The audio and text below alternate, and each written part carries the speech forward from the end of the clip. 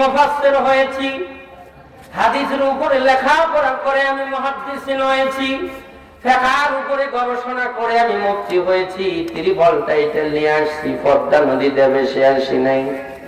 তবে যারা আজকে মিলাদ কিয়ামকে বেদাত বলে, যারা ফরজ নামাজের পর হাত তুলে দোয়া করতে চায় না, কাবার জিয়ারত করতে চায় না, ভাইজান চল্লিশা করতে চায় না, সবে মেরাজ মানতে চায় না, সবে বরাত মানতে চায় না, মিলাদুন নবী মানতে চায় না, মুহররম মানতে চায় না, যারা সম্মিলিত দোয়া মানতে চায় না, আমি তাদের কিতাবগুলি ফলো করে দেখলাম, তাদের এই সমস্ত যে কিতাব পড়ে ফতোয়া দেয়, এই দুইটা কিতাবের মধ্যে আসছে।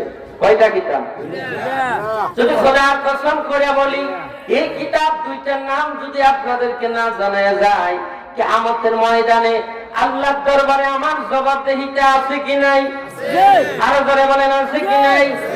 তারা কোন কিতাব পড়া বলে বেদাত? তাদের মধ্যে একখানা ফতোয়া আছে, ফতোয়ার কিতাব, ফতোয়ার নাম হলো আজগবি। ফতোয়ায় আজগবি নাম কি? আরো ধরে বলেন নাম কি? আর একখানা কিতাব আছে কিতাবুল আন্দাজ, নাম কি? আরো ধরে বলেন, ভালো করে জেনে নেবেন। যারা ফতোয়া দেয় মিলাদ বেদাত, দুরূদ বেদাত, নবীর শানে মিলাদ বেদাত, পীরের দরবারে যাওয়া বেদাত, বলবেন হুজুর আমি আগেই জানি কোন কিতাবে আছে। মুফতি মিজান বিল্লাহ বলে গেছেন, তার গবেষণার মধ্যে দুইখানা কিতাব চলে আসছে। একটা হলো ফতোয়ার কিতাব, ফতোয়ার নাম হলো ফতোয়ায়ে আজগবি, ঠিক না? আর একখান হলো কিতাবুল আন্দাজ, লেখা নাই পড়া নাই, শুধু আন্দাজে ফতোয়া দেয়। মৌলবী তুমি জানো না, যদি ফিকহ নিয়ে লেখাপড়া না করো, যদি ফতোয়া দিয়ে দাও, ঘরের বিবি তালাক হয়ে যায়। এজন্য অল্প বিদ্যা ভয়ঙ্কর। কি আরো ধরে বলেন? অল্প বিদ্যা ভয়ঙ্কর। মুক্তি না হলে ফতোয়া চলবো না। বর্তমান হাফেজ সাহেব ফতোয়া দেয়, মনে করে মেম্বার শরীফে ফতোয়া দিয়ে গেলি মুসল্লি আমগো ভালো করবো, কিন্তু আল্লাহ তাআলার আইন অনুযায়ী বউ তালাক হয়ে যাব, ওই বউ নিয়ে যদি সংসার করে, ওই বউয়ের গুনাহ পাহাড় নিয়ে কিয়ামত উঠবো, ঠিক না বেটি? এজন্য বুইজা ফাল দাও। বুইজা ফাল দিলে পা ভাঙবে না, না বুইজা ফাল দিলে পা ভেঙে যাবে। আমার দেশের অনেক মানুষ আছে 10 ফুট উপরে লাফ দিবে, পা ভাঙবে না। আবার অনেক সময় না বুঝি যায় টেবিলে পা ভাঙে যায়, ঠিক না বেটি? আরো করে বলেন, খুব মনোযোগ লাগাই দেন। কেমন ছিল না হেলে ভাইয়া তাদের জবানের মান আল্লাহর দরবারে কেমন ছিল, জবানের পবিত্রতা কেমন। আল্লাহর হাবিবের দরবারে একজন ইহুদি দাম্পত্য আসলেন, নবীজির দরবারে এসে বললেন, ওগো আল্লাহর নবী, আল্লাহ কি আমাদেরকে সন্তান দিবেনি? আল্লাহর নবী রাহমাতুল লিল আলামিন বললেন, না না না, তোমাদেরকে আল্লাহ সন্তান দিবে না। ইহুদি দাম্পত্য এক মেসেজ পাওয়ার পর দুইজনেই আল্লাহর নবী রাহমাতুল লিল আলামিনের দরবারে কান্নায় বিভোর।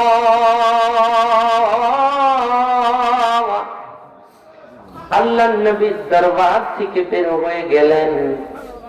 হযরত হুসাইন রাদিয়াল্লাহু তাআলা আনহু মায়ের কাছে এসে বললেন, মা গো, আমি আল্লাহর নবীর দরবারে যাব, আমার নানা বাড়ি যাব। জোরে কন্যা মারহাবা। বয়স কত? 7 বছর, 7 ইয়ার বয়স। হুসাইন সত্যি একটা কথা বললেন, যারা দাদা হইছেন পদ্মানিশী মা বোনেরা, যারা নানি হইছেন, দাদি হইছেন, সন্তানের চেয়ে নানা নাতিনের দাবি গুলো আপনারা পূরণ বেশি করেন না কম করেন? আরো করে বলেন, সন্তানের চেয়ে ভালো তাদের বেশি বাসেন নাকি নাতিনদের বাসেন? আরো করে বলেন, আরো করে বলেন। আমার নবী কেমন ভালোবাসতেন। নবীজির দরবার থেকে ইহুদি বের হয়ে গেলেন। হুসাইন নবীর দরবারে প্রবেশ করতেছে। হুসাইন ছোট্ট মানুষ, ইহুদি লম্বা চওড়া মানুষ। হুসাইন তার দিকে তাকায় আছে, চোখের মধ্যে পানি নিয়ে বের হয়। হুসাইন বলে, আপনারা এমন নবীর দরবার থেকে কান্না করে বের হন, কারণ কি?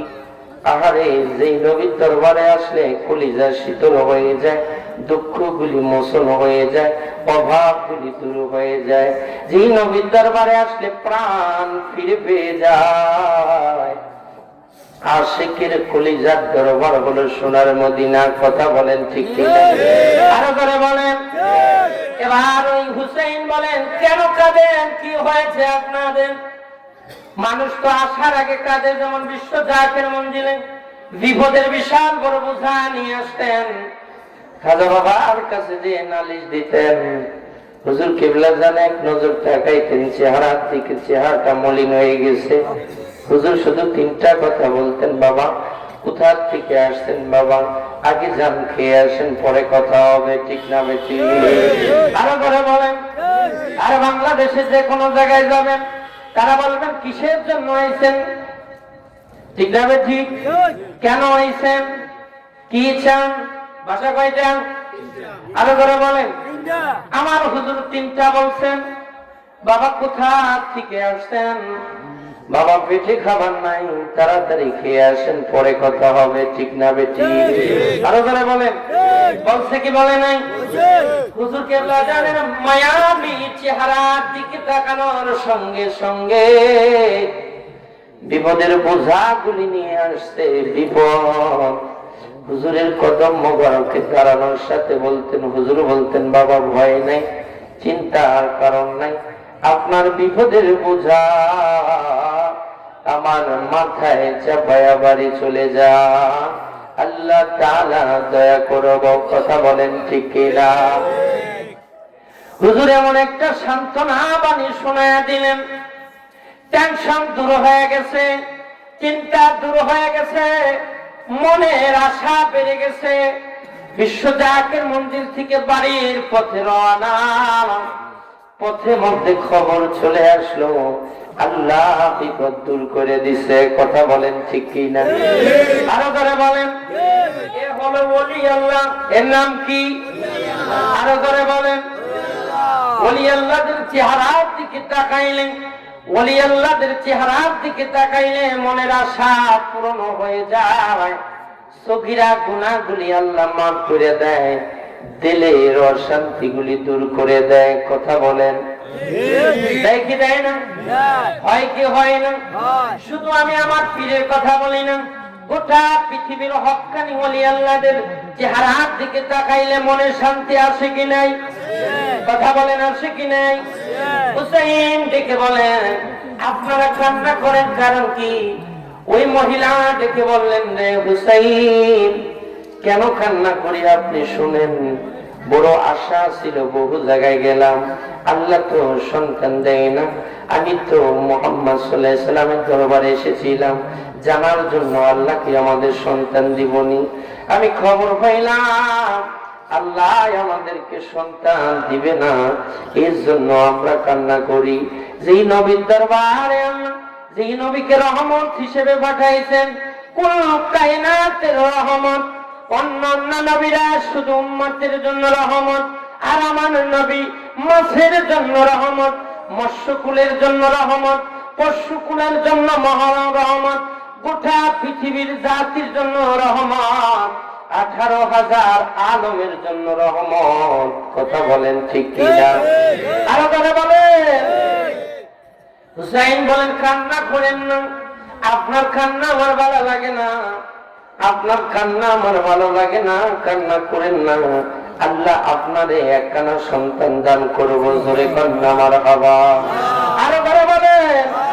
ছোট্ট হুসাইনের কথা শুনে ইহুদি মহিলার দাম্পত্য আরো জোরে জোরে হাওমাও করে কান্দে।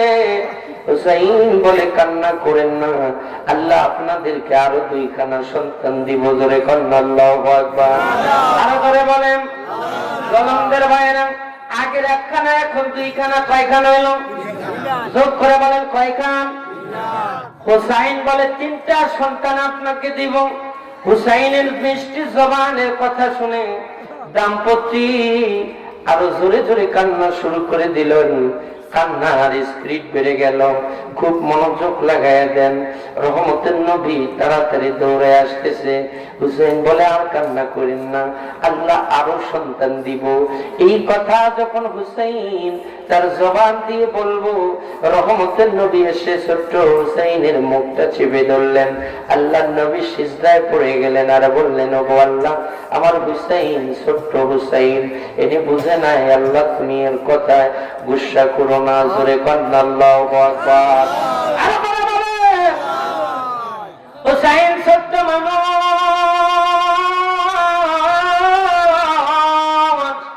আল্লাহ হুসেইন ছোট্ট মানুষ বুঝে নাই। আল্লাহ তাআলা জানায় দিলেন, হাবিব, আপনার হুসেইন ছোট্ট মানুষ, কিন্তু তার জবান পবিত্র। তার মিষ্টি জবান দিয়ে তিনি বলেছেন, আল্লাহ তিনটা সন্তান দিব। আমি আল্লাহর সাথে সাথে ইহুদিকে তিনটা সন্তান দিয়ে দিছি। জোরে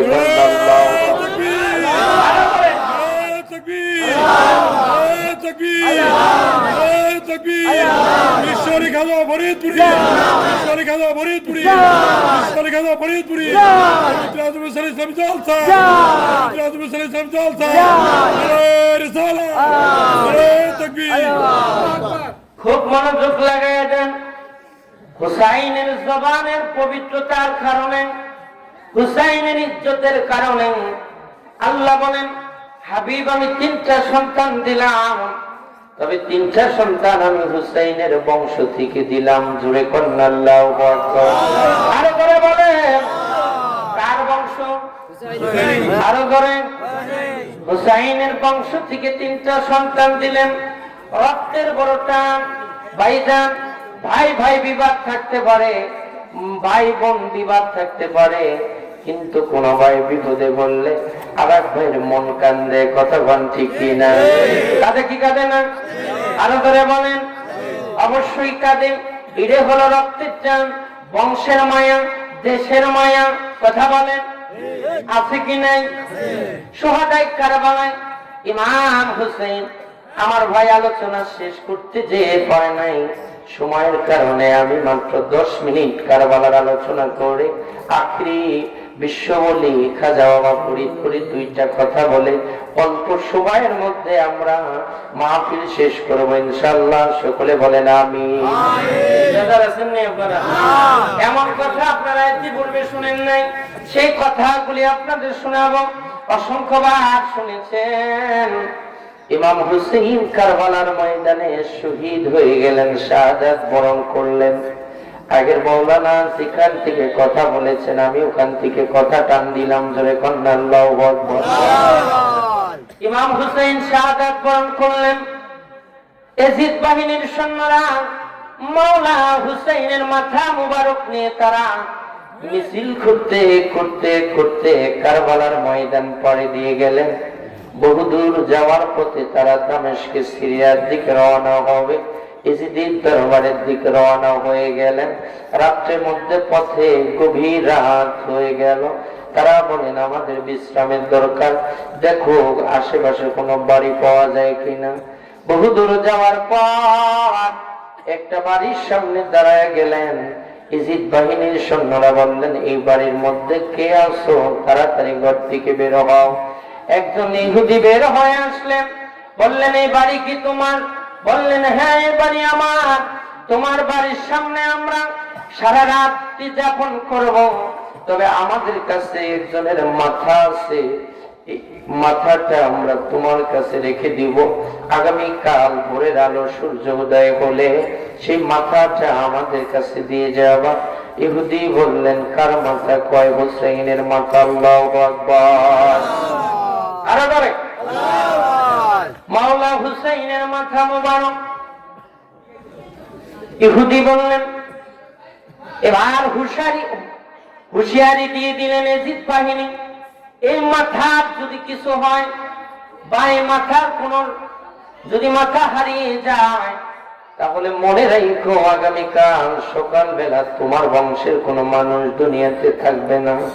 আল্লাহু আকবার কবি আরো জোরে বলেন ইহুদির চোখে ঘুম আসেনি নাই আরো জোরে নাই ইহুদি মাথা মুবারক নিয়ে আসলেন মাওলা হুসাইনের একটা এমন একটা ঘরের মধ্যে রাখলেন ইহুদি বারবার তাকায় আছে আরে এই চেহারার মধ্যে এত মায়া কেন লাগে দুনিয়াতে কত মানুষকে দেখলাম কত মানুষের বাড়ি গেলাম কিন্তু হৃদয়ের মধ্যে এত ভালোবাসা লাগে না এত মায়া লাগে কারণ কি কারণ যে ইহুদির বাড়িতে মাওলা হুসেনের মাথা মোবারক নিয়েছিলেন ওই ইহুদি ছিল আল্লাহর দরবারে ইমাম হুসাইন দোয়া করেছিলেন যার বদলেতে ইহুদিকে আল্লাহ সন্তান দিয়েছিল সেই বংশধর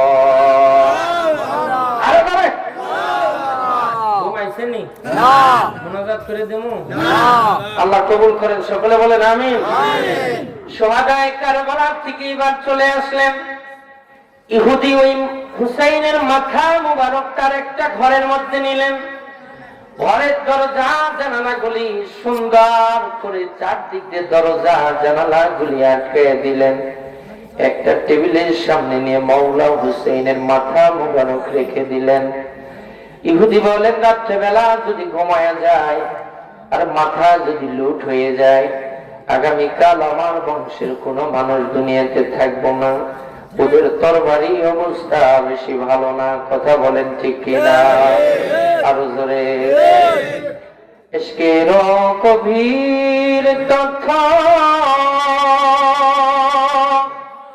যদি রে মন জানিতে চাও রে কামেলের পদতলে নিসারো হইয়া যাও ঠিক না বেটি নিজের জীবনকে একজন কামেল মুকাম্মিল আল্লাহর কাছে নিসার করে দেন তাহলে জীবন ধন্য হয়ে যাবে ঠিক না বেটি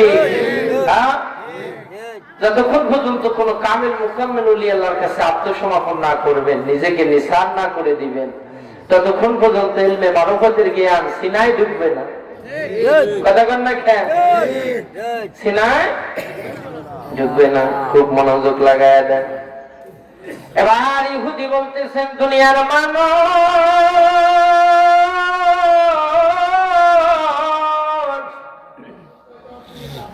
কিছুক্ষণ পর আমার ঘরের বাতি তেল ফুরাইয়া গেল বাতি ঘর তেল ফুরাইয়া গেল বাতি নিভে গেল আবার ঘরটা অন্ধকার কিন্তু অন্ধকার ঘরের মধ্যে নূরের বাতি লাগাইয়া দিলেন জোরে কন্যা আল্লাহু আকবার কিছুক্ষণের মধ্যে দেখি আমার ঘরটা আলোকিত হয়ে গেছে মাওলা হুসাইনের মায়াবী চেহারা মোবারক থেকে একটা আলো বের হচ্ছে জোরে কন্যা আল্লাহু আকবার আরো জোরে ইলমে বাতিন নাহি জারো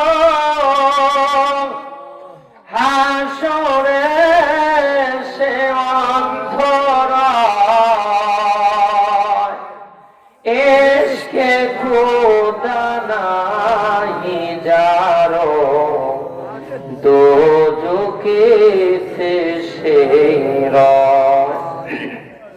কথা বলেন সেই ইলমে বাতিন যদি আপনি অর্জন করতে হয় নিঃসন্দেহে একজন ওলির কাছে আসতে হবে ঠিক না বেঠে নয়তো হাসরের ময়দানে কানা হয়ে উঠবে মওলারে দেখতে পারবেন না অন্ধ হয়ে যাবেন কথা কন না খেয়ে আরো করে বলে আমাদের এই চোখ চাই তো আল্লাহকে দেখার জন্য ঠিক না বেঠে মোসা খালি বায়না করতেন আল্লাহ আপনারা দেখতে চাই আল্লাহ বললাম তারা নেই আমি তোমার আমাকে দেখতে পারবো না কারণ এই চর্ম চোখের যে ভোল্টেজ পাওয়া এটা যে নূরের পাওয়ার ধরা যায় ঘর আলোকিত হয়ে গেল আমার ঘরের দরজা জানালা গুলি বন্ধ ইন দা মিড টাইম একটা পাখি ঢুকে গেলেন ঘরের মধ্যে কি আপনার এলাকায় আসেনি আমার হুজুর কিবলা আজাদের দরবারে এত পাখি আমার মনে হয় সারা বাংলাদেশে যা আছে এত পাখি রহমতের সময় আল্লাহু আকবার। খুব মনোযোগ লাগায় দেন। ইহুদি বলেন একটা পাখি আমার অন্ধকারের মধ্যে প্রবেশ করলেন, ঘরের দরজা জানালাগুলি বন্ধ, পাখি কোন দিক দিয়ে আসলেন? আমি পাখিকে ধাওয়ানোর জন্য বারবার আমি পাখিকে তাড়ায় দেওয়ার জন্য চাচ্ছি। পাখি বললেন, রে ইহুদি, তুমি আমাকে তাড়িয়ে দিও না।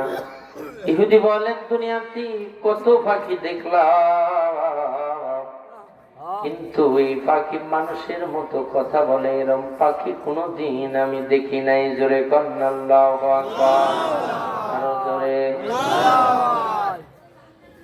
পাখি বলে, আমার একটু আদর করতে দাও। কি করতে দাও? আরো জোরে। পাখি যখন বারবার আমার দিকে আসতেছে, মাওলা হুসাইনের মাথা মুবারকের দিকে, ইহুদি বললেন যে আপনি কে? পাখি আওয়াজ করে, রে ইহুদি, আমি সেই হতভাগিনী, আমি মাওলা হুসাইনের মা ফাতেমা। আমার কলিজার টুকরা সন্তান কারবালার ময়দানে পানি বিহনে পরিবার সহ আজকে কারবালার ময়দানে আমার কলিজার টুকরা সন্তান শাহাদাত বরণ করেছে। বারবার আমি মা মা বলে ডেকেছেন, আমি মা তাকে আদর করতে পারি নাই। আমার একটু দাও, আমি আমার হুসেইনকে একটু আদর করতে চাই। জোরে কন্যা আল্লাহু আকবার। ইহুদি বলে, আমি দেখলাম পাখিটা দুইটা ডানা মেলে মেলে মাওলা হুসাইনের মাথা মোবারক বুলাইয়া দেয়। আল্লাহু আকবার। আরো করে বলে, এরপর দেখি রে আর একটা পাখি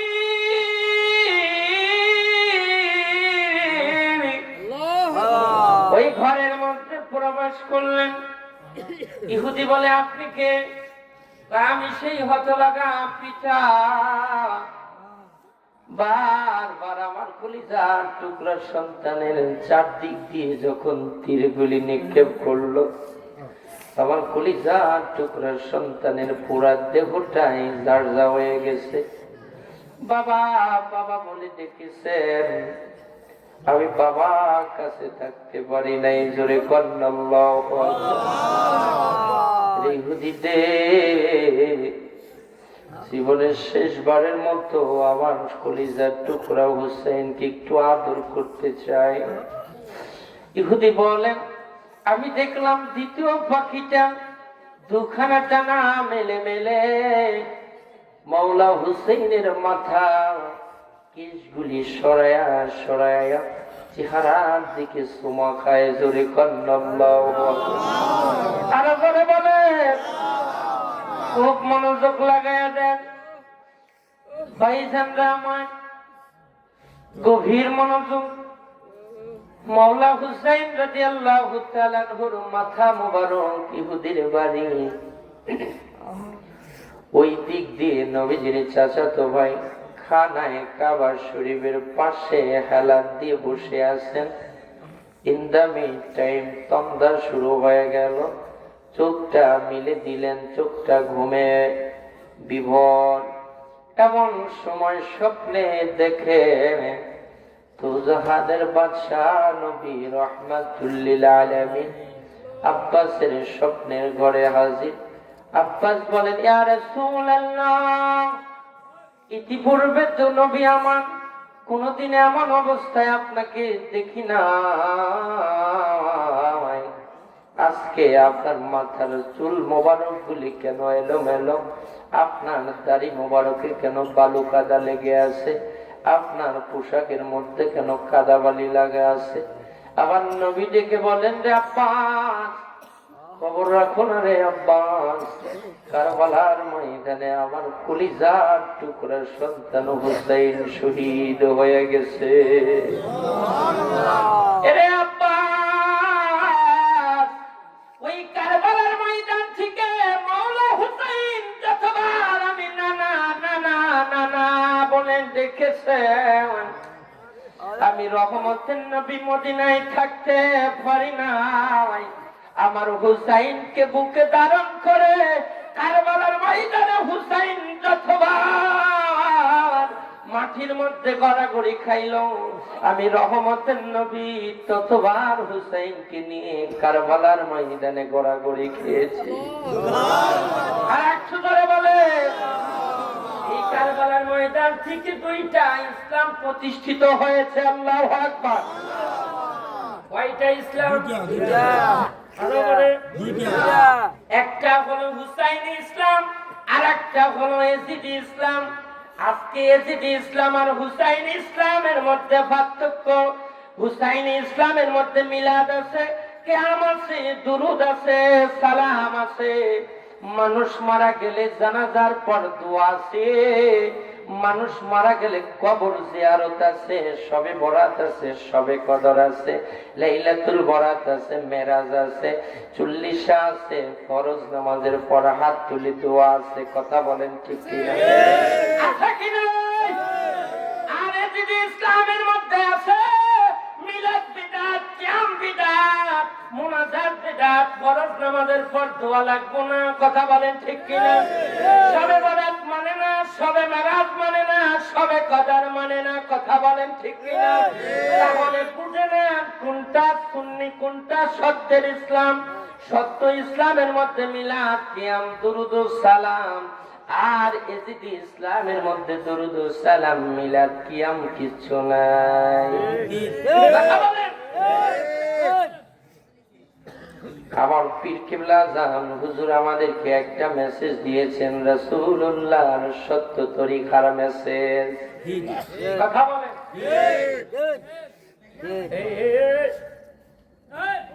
চুপচাপ। আল্লাহ কবুল করেন। সকলে বলেন আমিন। বেজার হইছেন আপনারা? এক নম্বর এজিদি ইসলাম তো এটা বন্ডের বন্ড। কথা কোন ঠিক কিনা? আরো ধরে বলেন। এর জন্য এজিদি ইসলামের পক্ষে গেলে কিয়ামতের ময়দানে প্রত্যেকটা দল নেতা, প্রত্যেকটা নেতা সঙ্গে তার অনুসারীরা আল্লাহর জান্নাতে যাবে, আল্লাহর জাহান্নামে যাবে। আমাদের নেতা হলো মাওলা হুসাইন। কথা বলে। আমাদের মাওলা হুসাইন আমাদের নেতা, তিনি জান্নাতের সরদার। কথা বলেন। জান্নাতের সকল যুবকদের সর্দার। এবার আপনারা চিন্তা করবেন, তাহলে হেরা যুবকদের মধ্যে সর্দার হইল, তাহলে আমাকে বুড়া গো মধ্যে কেডা? ঠিক নেই? প্রশ্ন আসেনি? আমাদের রাজবাড়ী জেলার যুবকদের মধ্যে কর্মী প্রধান হলো আমাদের ডক্টর ইকবাল ভাই। সহকারী আছে আমাদের রাহিদুল ভাই। আসেনি? আরো অনেকে। আর পুরা মধ্যে আছে আমাদের আইনুদ্দিন ফকির ভাই, উনি রাজবাড়ীর জেলার কর্মী প্রধান। এবার অন্যান্য রাজনৈতিক দলে আছে, আমি দলের নামগুলি আনবো না। কিন্তু আমার নবী বলেছেন জান্নাতের মধ্যে কোনো বুড়া গো কোনো জায়গা হব না। ওই জান্নাতের মধ্যে নেতৃত্ব দিব যুবকেরা। বুড়াদেরকে আল্লাহ যুবক বানাইয়া বানাইয়া আল্লাহর জান্নাতে লয়ে যাব। ঠিক কিনা? আরো জোরে বলে, আরো জোরে বলে। এর জন্য মহামান্য চাচাজান হুজুর আমাদেরকে বিশ্ব জাকির মঞ্জিলে একটা সংগঠন, অরাজনৈতিক সংগঠন, আত্মশুদ্ধির সংগঠন। এই সংগঠনটা হলো কর্মী গ্রুপের সংগঠন। কথা বলেন ঠিক কিনা? এখানে যুবকরাও থাকবে, ছাত্ররাও থাকবে, মুরব্বীরাও থাকবে। চাচা জান একটা বয়সের একটা লিমিটেড দিয়ে দিচ্ছেন। স্যার আমাকে ডেকে বলছেন, সবাইকে উদ্দেশ্য করে স্যার বলছেন যাদের বয়স 45 বছর এরা সবাই যুবকর্মীতে খেদমত করব, আর যাদের বয়স 46 বছর এর থেকে যত বেশি আছে তারা মূল দলে খেদমত করব, তারা মূল কর্মী গ্রুপের মাধ্যমে কর্মকাণ্ডগুলি করব, আর যুবকরা তারা যুবকদের সাথে কর্মকাণ্ড করব। আপনারা জানেন মূল দলেরও রওজা শরীফের ডিউটির খেদমত আছে, যুব দলেরও রওজা শরীফের খেদমত আছে কি নাই? আসেনি? বরং যুবকরা দরবার শরীফে খেদমত করেন। আর যুবকরা যদি আপনার ছেলেকে আপনার ভাইকে দরবার শরীফের অন্তর্ভুক্ত না করেন, ভাইজান বিপদ কিন্তু আপনার, ঠিক না বেটি? বিপদ কার? আপনার বিপদ। আপনার ছেলের দরবারে নিলেন না, আপনার ছেলের যুব কর্মীতে দিলেন না, ছাত্র কর্মীতে দিলেন না, ওই ছেলে দেখবেন ওরা অনেক রাজনৈতিক দলের সাথে যাবে, তরিকাকে ভুলে যাবে, আল্লাহ রসুলের মহব্বত অন্তর থেকে চলে যাবে। কথা বলেন ঠিক কিনা? আরো করে বলেন। ভাইজানরা আমার, সেই দিন একটা গল্প আপনাদেরকে শোনায়া যায়। বর্তমান সমাজের এমন একটা অবস্থান আমাদের সামনে এসেছে, মুরব্বীদেরকে সম্মান যুবক ভাইরা দেয় না, আবার মুরব্বীরাও যুবকদেরকে স্নেহ করে না। আগের জামানায় বাসে উঠলে আমরা দেখতাম কোন মুরব্বী দাঁড়ায় আছে, তাড়াতাড়ি বাস থেকে সিট থেকে উঠে বলতাম, চাচা আপনি বসেন, ঠিক না বেটি? আরো করে বলেন। এখন মুরব্বী তো দূরের কথা, কোন মা ছেলে অর্থাৎ মেয়ে ছেলে যদি দাঁড়ায়াও থাকে, মানুষ থাকতে বসার ব্যবস্থা করে দেয় না, ঠিক না বেটি? আরো করে বলে। সমাজের মধ্যে মানবের মানবতা চলে গেছে, ঠিক না বেটি? আজ ভাই ভাইয়ের মধ্যে দ্বন্দ্ব, ছেলে পুত্রের মধ্যে দ্বন্দ্ব, পিতা ছেলের মধ্যে দ্বন্দ্ব, বন্ধু বন্ধুর মধ্যে মিল নাই, ঠিক না বেটি? এক হুজুর আর এক হুজুরের সাথে মিল নাই, এক হুজুর আর এক হুজুরের সাথে মিল নাই, ঠিক না বেটি? এ কয় এক থেকে আমি ভালো জানি, এ কয় না আমি